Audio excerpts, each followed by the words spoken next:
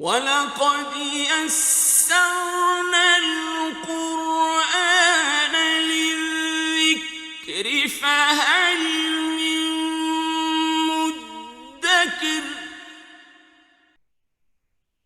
إن الحمد لله والصلاة والسلام على رسول الله وعلى آله وأصحابه أجمعين أما بعد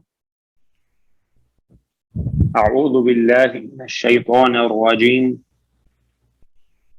بسم الله الرحمن الرحيم إنا أعطيناك الكوثر فصل لربك وانحر إن شانئك هو الأبتر قال عبد الله بن عمرو وقال النبي صلى الله عليه وسلم حوضي مسيرة شهر ماؤه أبيض من اللبن وريحه أطيب من المسك وكيزانه كنجوم السماء من يشرب منها فلا يظمأ أبدا رواه البخاري ربنا زدنا علما رب يسر ولا تعسر وتمم بالخير رب اشرح لي صدري ويسر لي أمري واحلل عقدة من لساني يفقهوا قولي سورۃ الکوثر. اور سورۃ الکوثر کا جو دوسرا نام ہے وہ ہے سورۃ النحر، قربانی. ٹھیک ہے جی، جیسے کہ ہم انشاءاللہ اس سورہ مبارکہ میں دیکھیں گے دوسری آیت میں سورۃ الکوثر جو ہے اس کا دوسرا نام ہے سورۃ النحر. ٹھیک ہے جناب.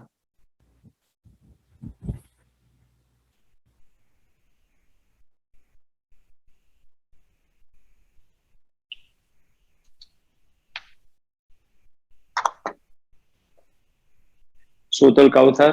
بسم اللہ الرحمن الرحیم. انا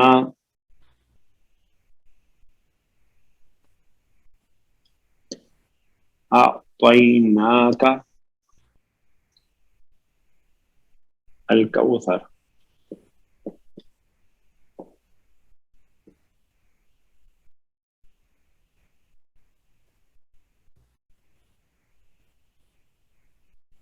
انا اعطیناک الکوثر. انا اعطیناک الکوثر. بہت آسان گرامیٹیکل انالیسس ہے. انا جب ہمارے پاس اس صورت میں آتا ہے انا کے ساتھ الف، تو اس کا کیا معنی ہوتا ہے جناب؟ کہ انا کے ساتھ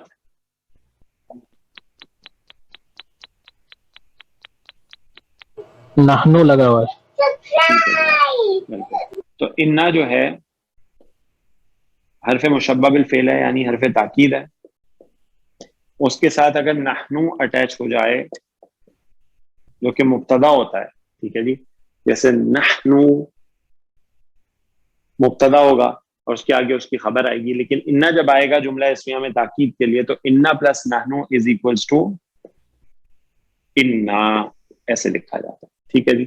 تو انا جب آپ کے سامنے ایسے آئے، یا پھر کچھ مقامات پہ آپ کو ایسے بھی ملے گا اننا، تو دونوں طریقے سے آتا ہے. زیادہ تر انا ملے گا، کچھ جگہ پہ اننا بھی ملے گا.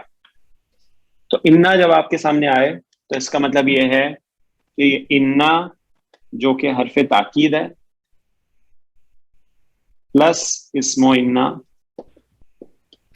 جو کہ نحنو ہے. ٹھیک ہے جی. تو انا جو ہے وہ انا اور اس کا اسم ہے. انا جب بھی آتا ہے اس کا ایک اسم ہوتا ہے، اس کی خبر ہوتی ہے. تو اسم ہمیں اس کا نحنو جو انا میں الف کی صورت میں نظر آ رہا ہے، اور آگے اب اس کی ہمیں خبر دیکھنی ہے. اعطیناک. اعطینا جو ہے اس میں کاف تو مفعول بہی ہے، ضمیر ہے نصب والی. جو اعطینا ہے عین طا اور واو، عطا کرنا. ٹھیک ہے جی. عطا کرنا،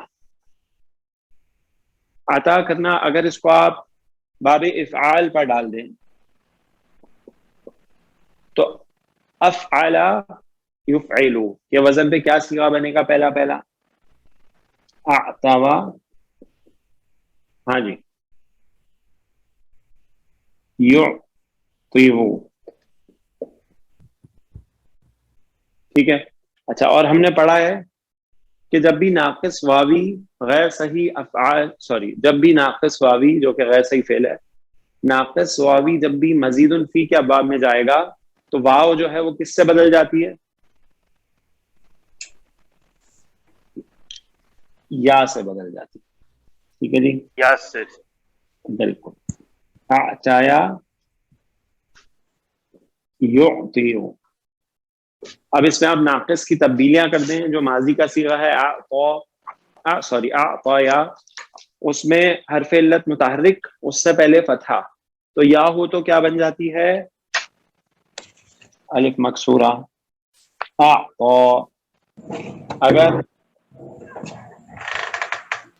یا پہ پیش ہو اس سے پہلے زیرو، قاعدہ نمبر 4 جو آپ نے پڑھا ہے، تو وہ سکون میں آ جاتی ہے. یعطی، اعطا یعطی، اس نے عطا کیا، باب فعال میں ہے تو متعدی. عطا، اس نے عطا کیا، یعطی وہ عطا کرتا ہے یا وہ عطا کرے گا. ٹھیک ہے جی. اعطا، اس نے عطا کیا. جب عطا سے آپ گردان کریں گے تو اعطینا، یہ کون سا صیغہ ہے؟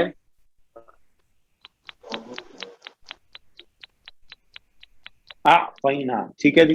اعطا واحد مذکر غائب کا صیغہ ہے ماضی میں. اعطا سیدی. اور اسی طرح جب آپ پوری گردان کریں گے تو آپ جب پہنچیں گے آخری صیغے پہ جمع متکلم کے تو اعطینا. اعطینا. تو اعطینا جو ہے یہ فعل ماضی جمع متکلم کا صیغہ ہے، اور اس کا فاعل لازمی طور پر اس میں ہی موجود ہے جو کہ ہے نحنو. ٹھیک ہے جی. تو پہلا اور چوتھا صیغہ جب بھی کے علاوہ جو بھی صیغہ ہے اس کا فاعل اس میں ہی ہوتا ہے. ٹھیک ہے جی. نحنو. اور کاف جو ہے یہ مفعول بہ ہے. ٹھیک ہے جی. اعطینا، ہم نے عطا کیا کا آپ کو، اے نبی صلی اللہ علیہ وسلم، آپ کو عطا کیا. ٹھیک ہے. اب دیکھیے اس جملے میں جو زور ہے نا وہ آپ نے سمجھنا ہے عربی گرامر کو سمجھتے ہوئے. ٹھیک ہے. ایک اگر ہم سادہ جملہ بنائے تو ہو سکتا ہے اعطینا کا، ہم نے عطا کیا آپ کو. پھر اگر اس میں ہم زور لانا چاہیں تو کیا کرتے ہیں؟ جملہ فعلیہ کو جملہ اسمیہ میں کنورٹ کر دیتے ہیں. جملہ فعلیہ کو جملہ اسمیہ میں کیسے کنورٹ کرتے ہیں جناب؟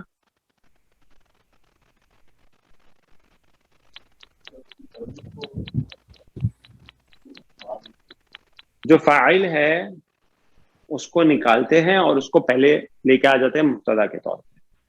اعطینا میں جو فاعل ہے وہ نحنو ہے، تو اس کو ہم نے نکالا اور اس کو ہم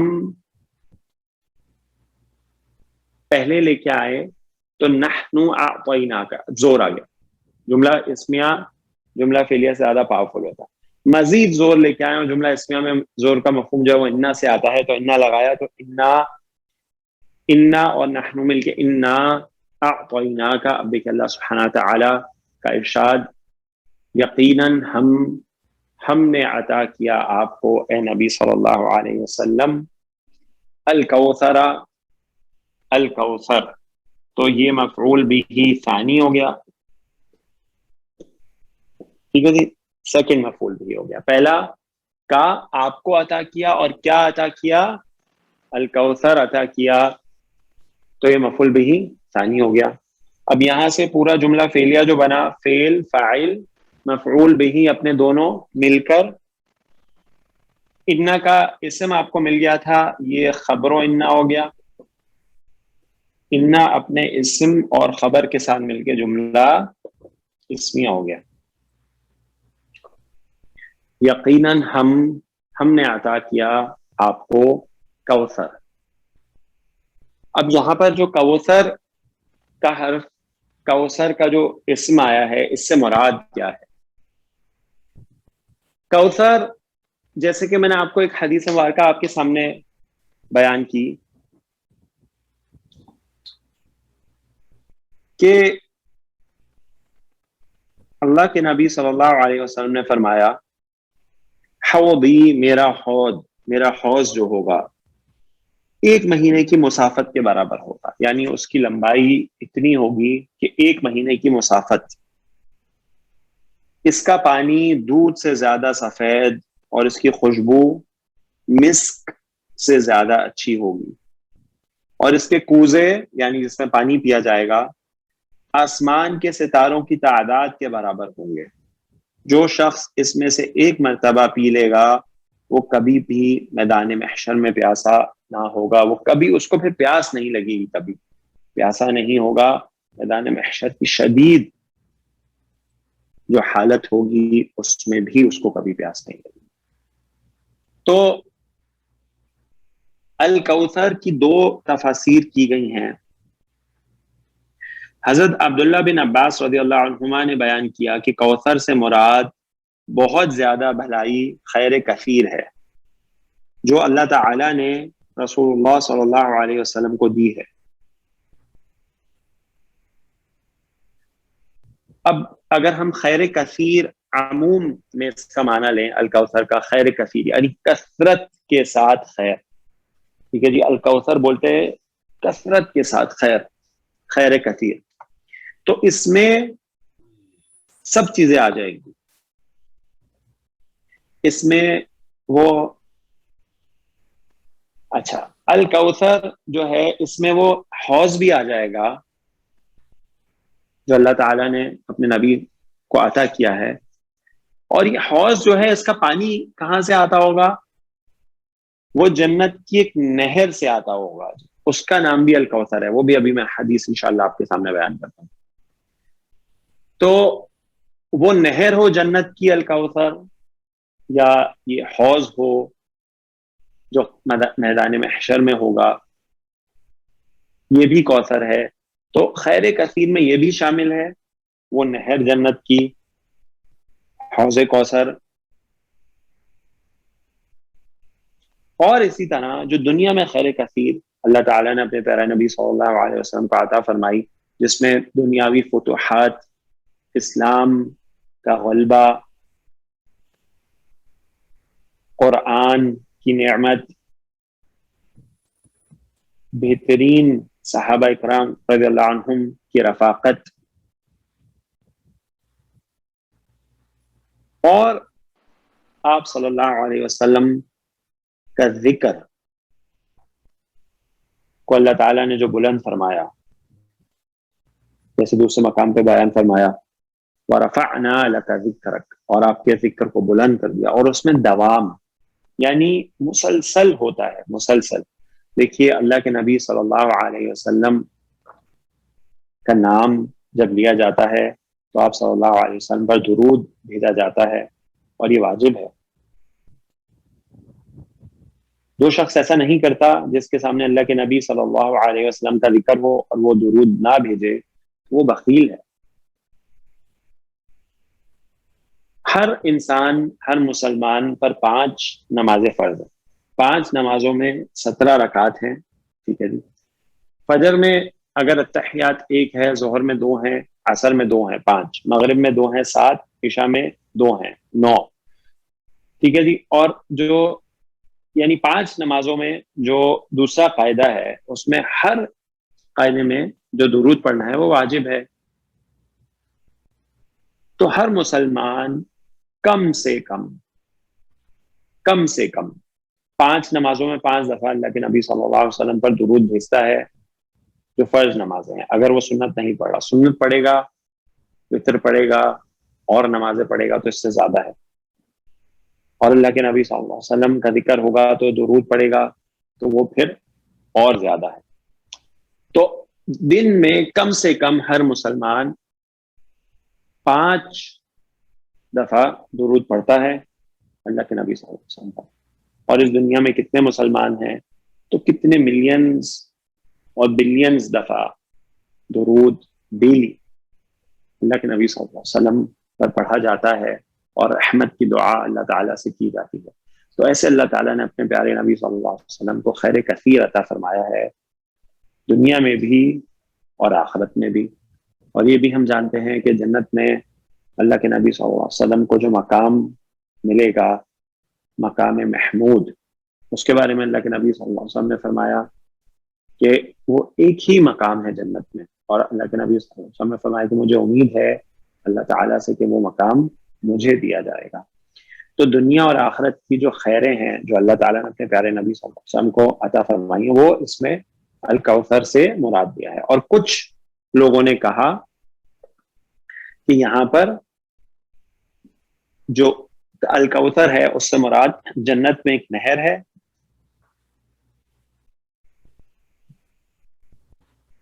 خاص یعنی اس نہر کے ساتھ کیا اور حوض کے ساتھ۔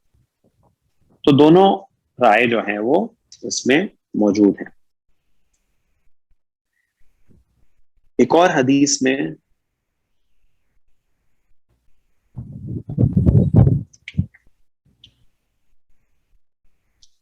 انس بن مالک رضی اللہ عنہ نے بیان فرمایا کہ ان سے نبی کریم صلی اللہ علیہ وسلم نے بیان کیا کہ جنت میں چل رہا تھا کہ میں ایک نہر پر پہنچا، اس کے دونوں کناروں پر خولدار موتیوں کے گنبد بنے ہوئے تھے۔ میں نے پوچھا جبریل یہ کیا ہے؟ انہوں نے کہا یہ کوثر ہے جو آپ کے رب نے آپ کو دیا ہے۔ عربی میں جبریل علیہ السلام نے فرمایا ھذا الکوثر الذی اعطاک ربک۔ آپ صلی اللہ علیہ وسلم فرماتے ہیں میں نے دیکھا کہ اس کی خوشبو یا مٹی تیز مسک جیسی تھی۔ تو الکوثر سے مراد خیر کثیر، اور اس میں وہ بھی شامل ہے وہ نہر ہے جنت کی، اور جس نہر سے میدان محشر میں جو حوض ہے اس میں پانی آتا ہے۔ بہت بڑے شرف کی بات ہوگی کہ جس امتی کو میدان محشر میں اس حوض سے پانی نصیب ہو، اور وہ بھی اپنے پیارے نبی صلی اللہ علیہ وسلم کے ہاتھ مبارک سے، اس کے بعد کبھی پیاس نہیں لگے گی۔ ہماری دعا ہے کہ اللہ تعالی ہمیں بھی ان مؤمنین میں شامل فرمائے جن کو یہ سعادت نصیب ہو، آمین یا رب العالمین۔ آمین۔ اس موقع پہ جو بخاری رحمہ اللہ نے اگلی حدیث نقل کی ہے وہ بھی میں چاہتا ہوں کہ آپ کے سامنے بیان کر دوں۔ میں نے پے در پہ تقریباً 3 حدیث بخاری سے آپ کے سامنے ابھی پڑھی ہیں۔ اس کے بعد جو حدیث ہے وہ بھی میں چاہتا ہوں کہ آپ کے سامنے میں بیان کر دوں، کیونکہ یہ بھی ہمارے لیے بہت اہم ہے ہم سب کے لیے۔ انس رضی اللہ عنہ سے ہی روایت ہے کہ بیان کرتے ہیں کہ نبی کریم صلی اللہ علیہ وسلم نے فرمایا میرے کچھ ساتھی حوض پر میرے سامنے لائے جائیں گے اور میں انہیں پہچان بھی لوں گا، لیکن پھر وہ میرے سامنے سے ہٹا دیے جائیں گے۔ میں اس پر کہوں گا کہ یہ تو میرے ساتھی ہیں، لیکن مجھ سے کہا جائے گا کہ آپ کو معلوم نہیں کہ انہوں نے آپ کے بعد کیا کیا نئی چیزیں ایجاد کر لی تھیں۔ تو امتی ہوں گے، مؤمن ہوں گے، اللہ کے نبی صلی اللہ علیہ وسلم ان کو پہچان بھی لیں گے، لیکن ان کو حوض سے پانی نہیں ملے گا اور ان کو سامنے سے ہٹا دیا جائے گا۔ اور جب اللہ کے نبی صلی اللہ علیہ وسلم دریافت فرمائیں گے تو یہ کہہ دیا جائے گا کہ ان لوگوں نے آپ کے بعد دین میں بدعات جاری کر دی تھیں اور نئی نئی چیزیں دین میں ایجاد کر لی تھی۔ تو وہ لوگ جو یہ کام کرتے ہیں اس دن اس حوض کے پانی سے محروم رہ جائیں گے۔ تو بہت اہم بات ہے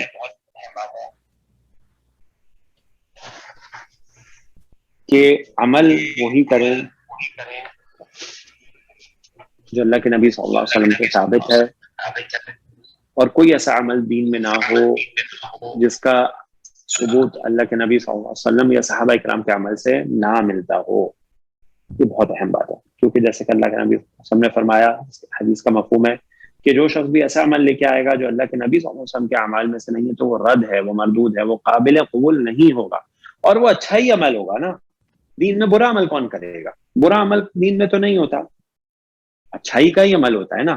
اب کوئی شخص یہ بولے جی آج میرا بہت زیادہ دل چاہ رہا ہے عبادت کا، تو آج میں ظہر کی نماز 4 رکعت کی جگہ 6 رکعت پڑھ لوں، عمل نیک ہے نا۔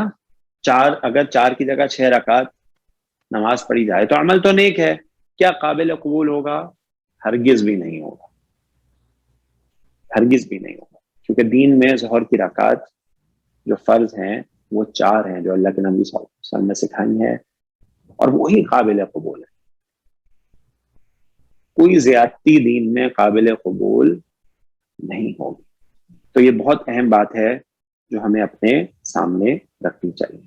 واللہ اعلم.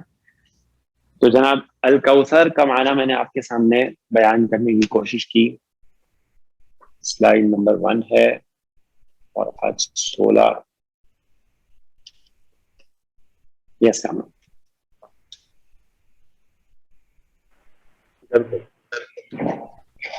شیخ ایک سوال تھا چھوٹا. جی باشا. جی آپ نے جو فرمایا جملہ فعلیہ کو اسمیہ کرنے کا ذرا جی پھر سے ریپیٹ کر دیجئے، میں ذرا لیٹ تھا. نہیں کوئی مسئلہ نہیں. دیکھیے جیسے اگر ہم اس آیت کی کنسٹرکشن کو پہلے جملہ اسمیہ کے طور پہ بنائیں تو جملہ فعلیہ کے طور پہ بنائیں تو جملہ فعلیہ ہو جائے گا اعطیناک. یہ بات کو سمجھانے کے لیے صرف اعطیناک جملہ فعلیہ ہے، ہم نے آپ کو عطا کیا. اب اگر جملہ فعلیہ کو جملہ اسمیہ میں کنورٹ کرنا ہو تو کیا کرتے ہیں، فاعل جو ہوتا ہے اس کو نکالتے ہیں اور پہلے رکھ دیتے ہیں. تو اعطینا میں فاعل کون ہے، نحنو. تو نحنو کو ہم نے پہلے رکھ دیا. اب نحنو جو ہے وہ مبتدا بن گیا،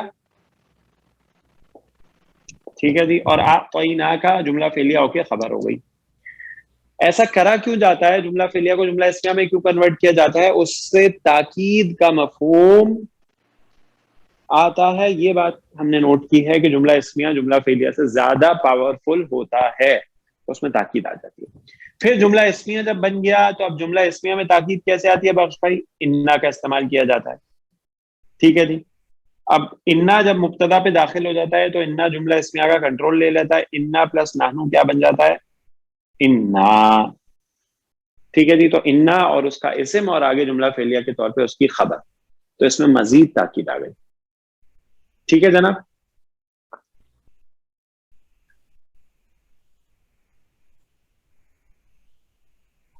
ہاں بخش بھائی آپ بتائیے. صحیح ہے جی بالکل کلیئر ہو گیا شیخ، شکریہ، بہت مہربانی. جزاک اللہ خیر. بارک اللہ فیک. اوکے جی.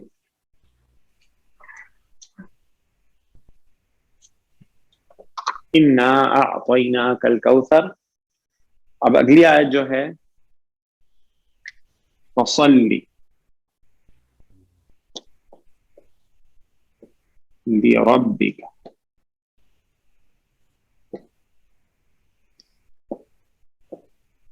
فصلی لربک وانحر.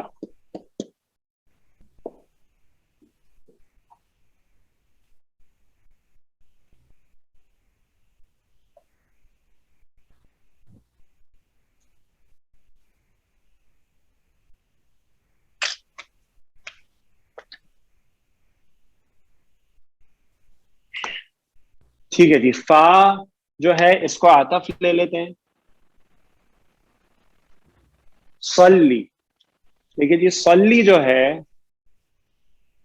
یہ کون سا فعل ہے، اس کا مادہ ہے صاد لام اور واو. صلات نماز، اس سے ہم بناتے ہیں. اس کو اگر باب تفعیل پہ ڈال دیں تو کیا بنے گا جی، میری ہیلپ کیجیے. صلوا یصلیو.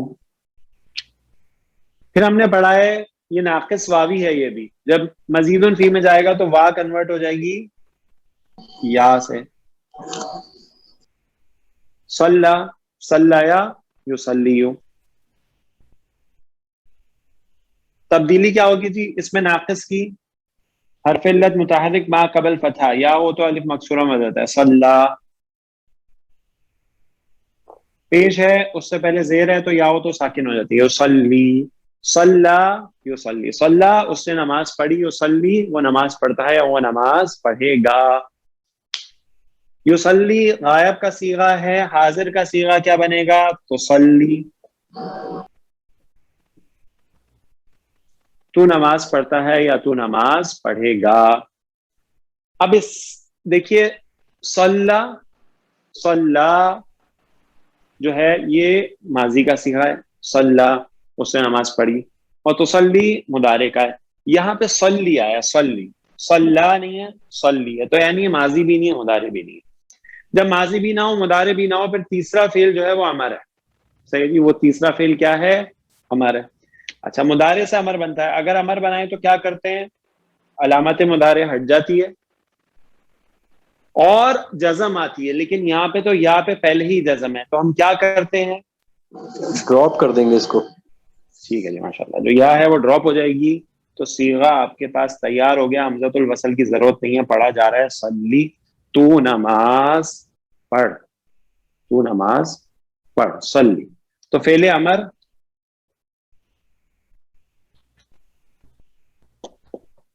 واحد مذکر حاضر اور فاعل اس کے اندر ہی موجود انتا. ٹھیک ہو گیا جی، فاعل اس کے اندر ہی موجود ہے انتا.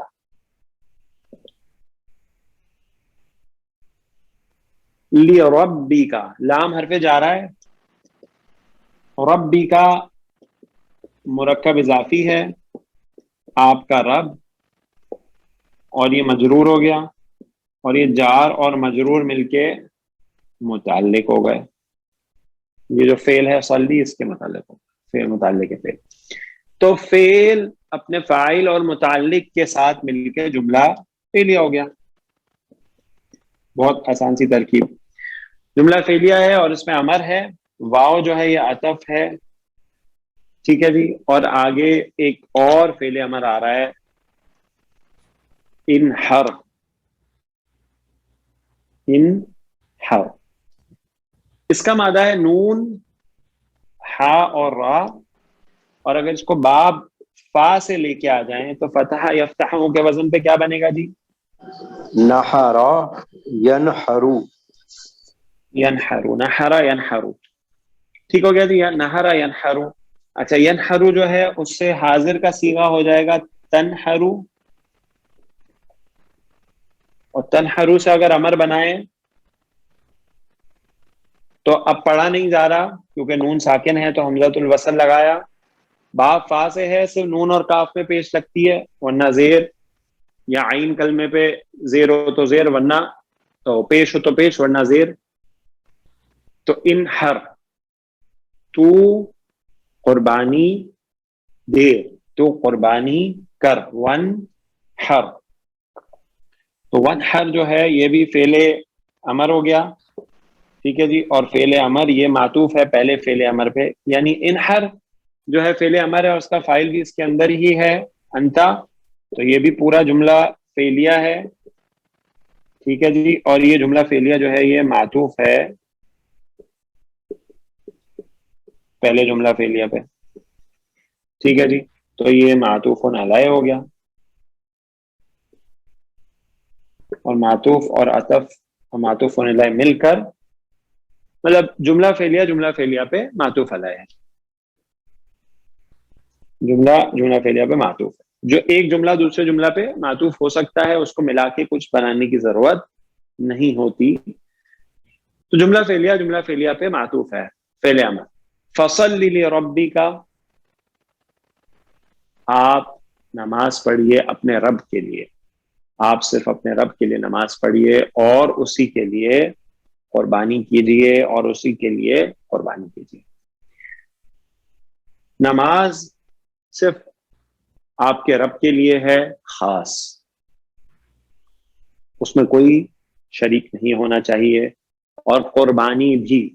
اب یہاں پہ انحر کا جو ورڈ آئے اس میں نحرن جو ہے، نحرن یہ ورڈ استعمال ہوتا ہے اونٹ کو جب قربان کیا جاتا ہے تو اس کے جب نیزہ یا چھری ماری جاتی ہے حلقوم میں، اس کو نحر کہتے ہیں جی. ٹھیک ہے جی، اس کو نحر کرتے ہیں، نحر کہتے ہیں اونٹ. اور باقی جو دوسرے جانور ہوتے ہیں جیسے گائے، بکرا یا بھیڑ، اس کو جو گرا کے کیا جاتا ہے اس کو ذبح کہتے ہیں. لیکن یہاں پر جو ورڈ انحر آیا ہے اس سے مراد ہر قسم کی قربانی ہے، جو کی جاتی ہے، چاہے وہ اونٹ کی ہو، گائے کی ہو، بکرے کی ہو یا دمبے کی ہو. حاجی جو قربانی کرتے ہیں مینا میں وہ ہو، یا عید الاضحیٰ پہ جو قربانی کی جاتی ہے جو انشاءاللہ کچھ دن میں آنے والی ہے وہ ہو، یا پھر صدقات اور خیرات ہو، وہ سب اس میں شامل ہیں. ہر قسم کی جو قربانی ہے وہ صرف اللہ سبحانہ و تعالی کے لیے ہی خاص ہے. اگر کوئی شخص کسی اور کے نام پہ قربانی کرے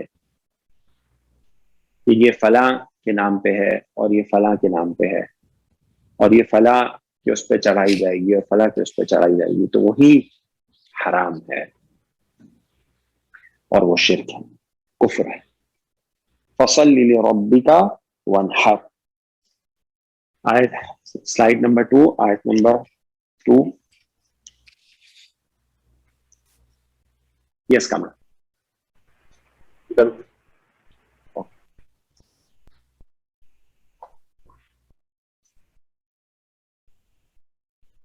جناب کسی ساتھی کا کوئی سوال ہے سیکنڈ آیت انالیسس میں؟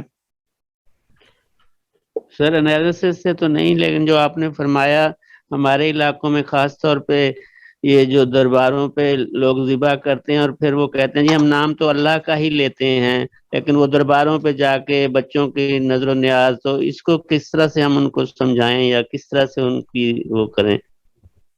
اس میں جو ہے وہ جو ہے نا اس کا جواب ایک حدیث مبارکہ سے دیا جا سکتا ہے.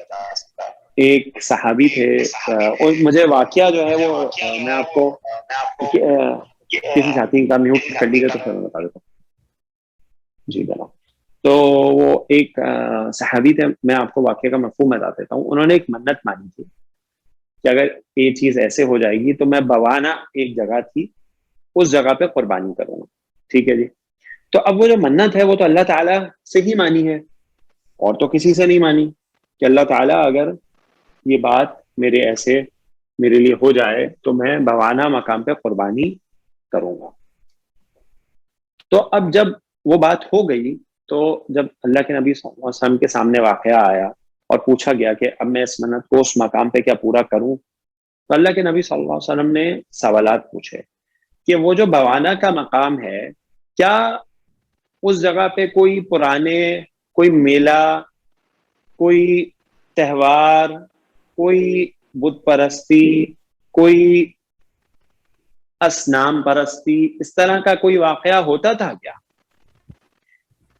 اگر تو اس جگہ پہ یہ چیزیں ہوتی ہیں تو پھر وہ نظر نہیں پوری کی جائے گی اس جگہ پہ، جبکہ اللہ کے لیے قربانی کر رہے ہیں. وہ منت بھی اللہ کے لیے مانی ہے انہوں نے، لیکن کیونکہ اگر اس جگہ پہ جا کے وہ کی جائے جہاں پہ شرک کا بازار گرم ہے تو پھر لوگ کیا سمجھیں گے جی، تو منع کر دیا گیا. اگر وہاں پہ ایسا کچھ نہیں تو پھر بول دیا کہ ٹھیک ہے آپ اپنی نظر کو اللہ کے نام پہ پورا کر لیجئے.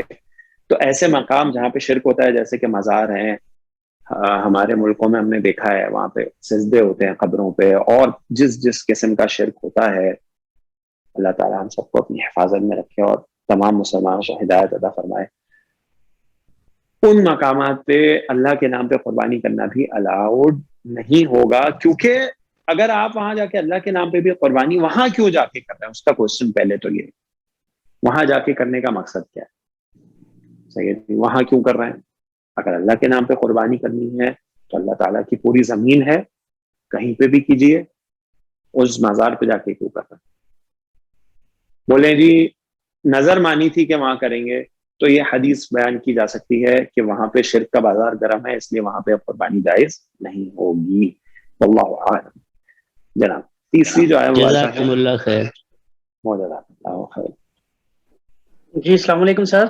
وعلیکم السلام ورحمۃ اللہ. سر قربانی سے ریلیٹڈ یہ کوشچن ہے کہ قربانی جو گھر کا ایک سربراہ ہے وہ کر دے کافی ہے، یا آپ اپنی وائف کی بھی قربانی کے حوالے سے قربانی کر سکتے ہیں؟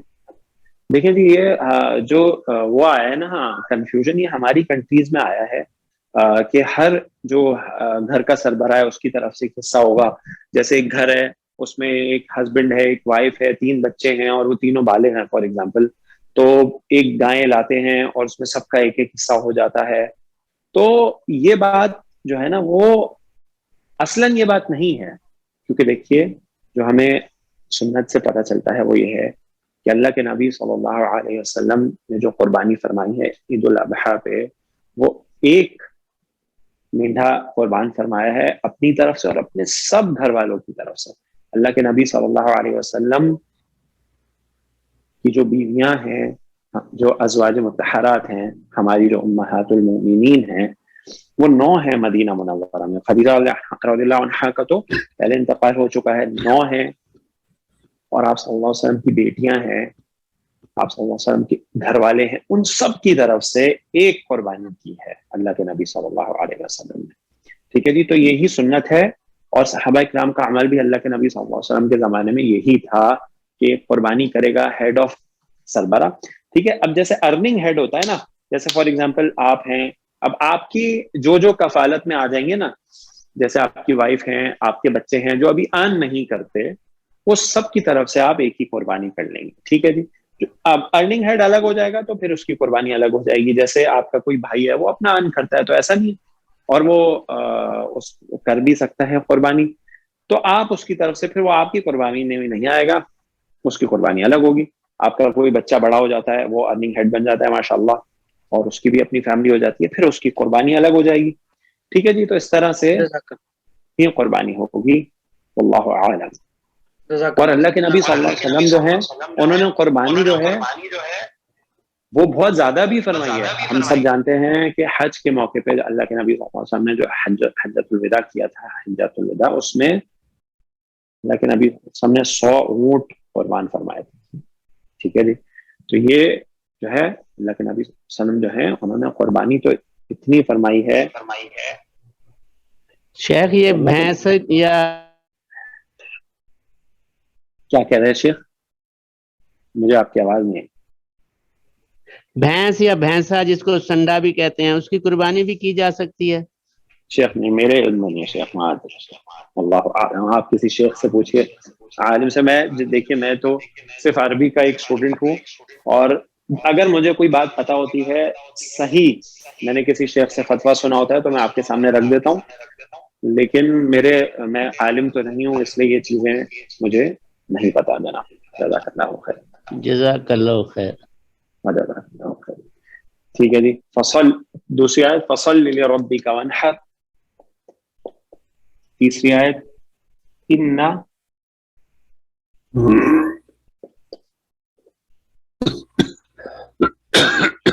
آتا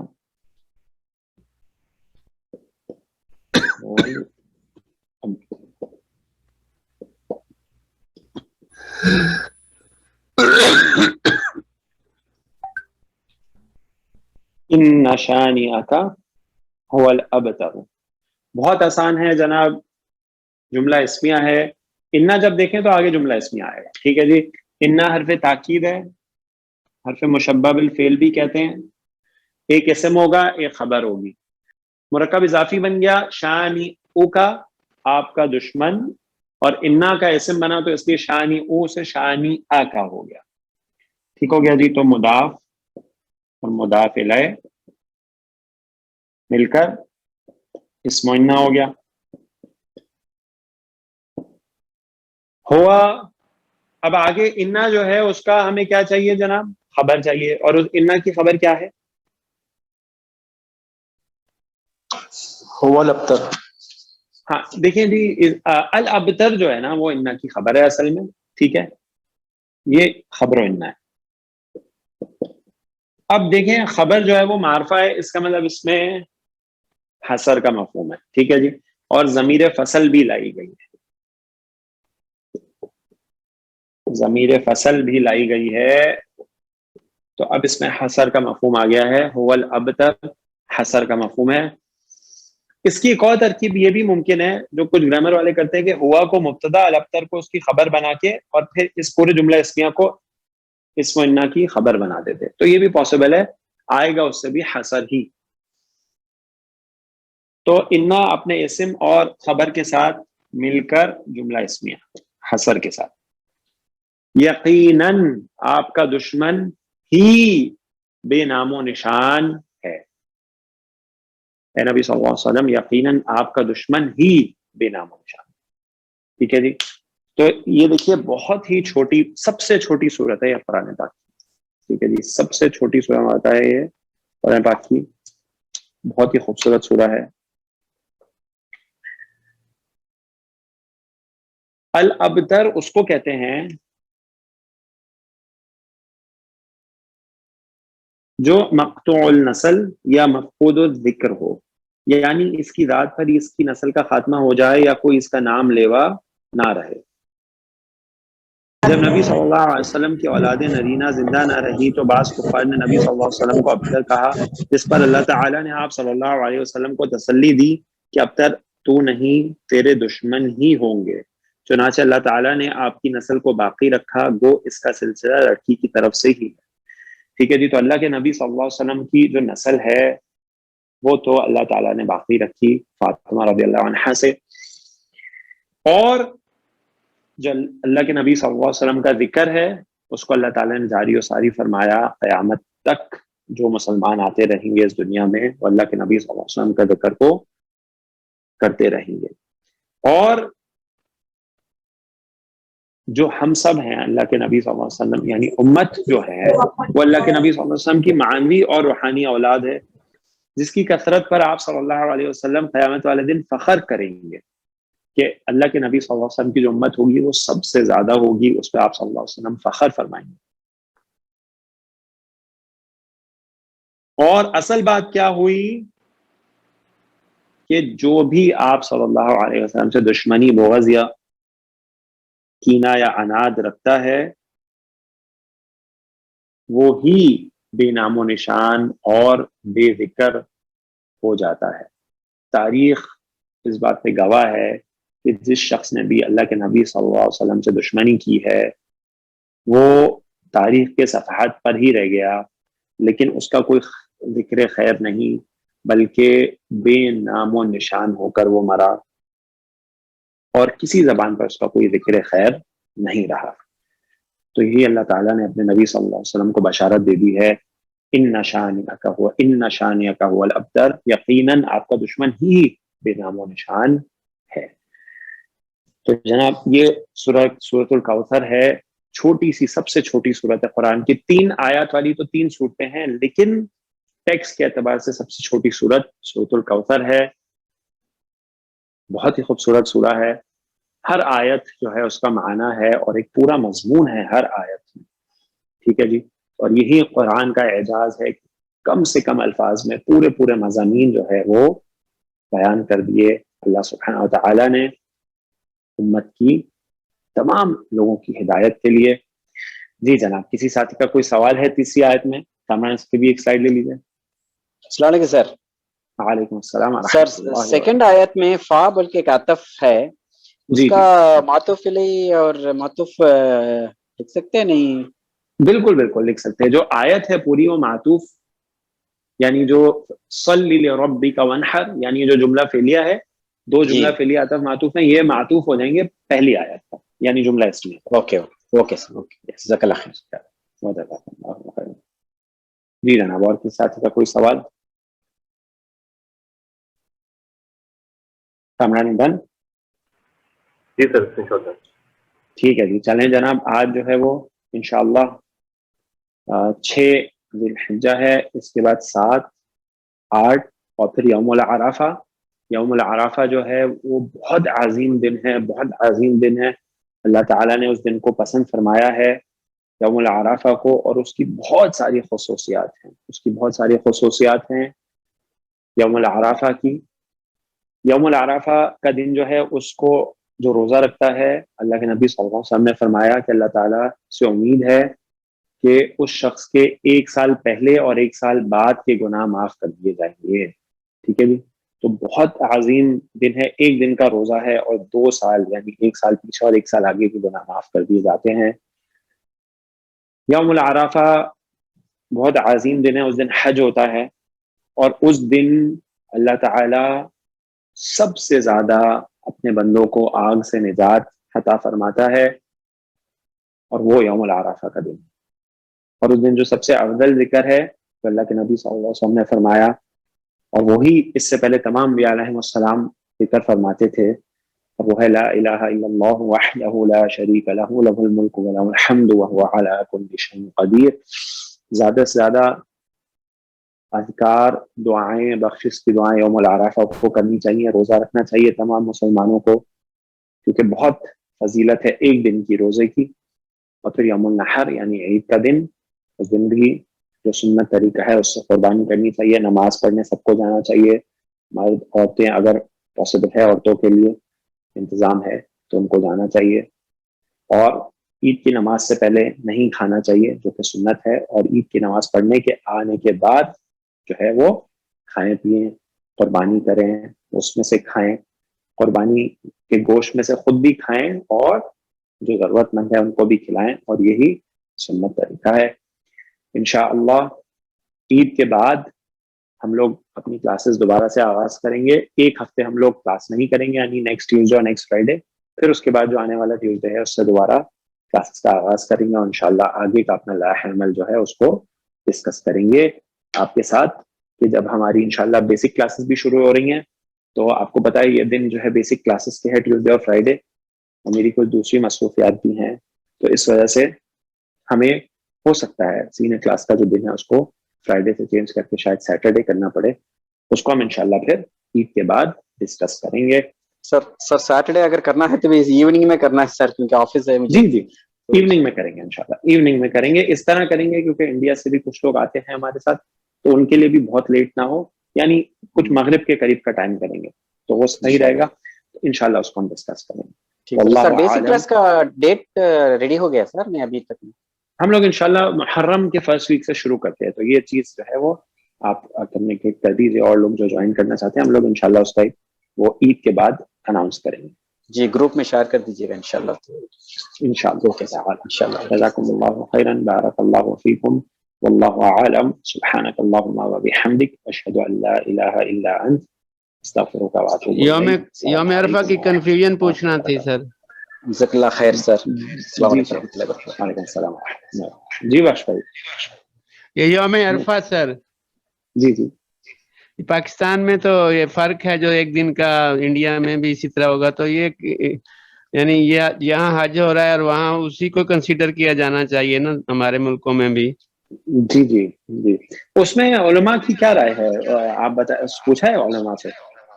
جی وہ تو آج بھی جمعہ میں شیخ بتا رہے تھے کہ جو اپنے حساب سے رکھیں، وہ جو ہے اس کو اپنے چاند کے حساب سے عرفہ منع کریں، روزہ رکھیں، یعنی ادھر صحیح. کیونکہ وہ بات تو ایسے ہے نا بخش بھائی، جیسے عید ہے، رمضان کے روزے ہیں، وہ سب اپنے چاند کے حساب سے ہوتے ہیں نا، تو اسی سے دلیل انہوں نے لی ہے. اور باقی وہ جو دوسرے والے لوگ کہتے ہیں ان کی دلیل بھی ہے کہ بھائی جو عرفہ کا دن ہے وہ تو خاص حج کا دن ہے نا، تو جو ہے، لیکن وہ بات جو ہے زیادہ اس میں وزن لگتا ہے کہ جو اپنے چاند کے حساب سے کرے، کیونکہ باقی بھی تمام چیزیں اپنے چاند کے حساب سے ہے نا. 10 محرم ہے اس کا روزہ بھی اپنے چاند کے حساب سے، عید بھی اپنے چاند کے حساب سے، رمضان کے روزے بھی اپنے چاند کے حساب سے، تو یہ بھی اپنے چاند کے حساب سے ہونا چاہیے. باقی یہ زیادہ اچھا یہ ہے جو اگر میں پاکستان میں کسی عید پہ ہوتا ہوں، بقرہ عید پہ، تو پھر دونوں دن کے روزے رکھ لیتے ہیں. ویسے ہی جو ذی الحجہ کے پہلے 9 دن ہیں ان کے روزے تو زیادہ سے زیادہ رکھنا چاہیے نا. اللہ تعالیٰ قبول کرے. جزاکم اللہ خیر. وجزاکم اللہ خیرا، بارک اللہ فیکم، واللہ اعلم. سبحانک اللہم وبحمدک، اشہد ان لا الہ الا انت، استغفرک واتوب الیک. السلام علیکم ورحمۃ اللہ وبرکاتہ.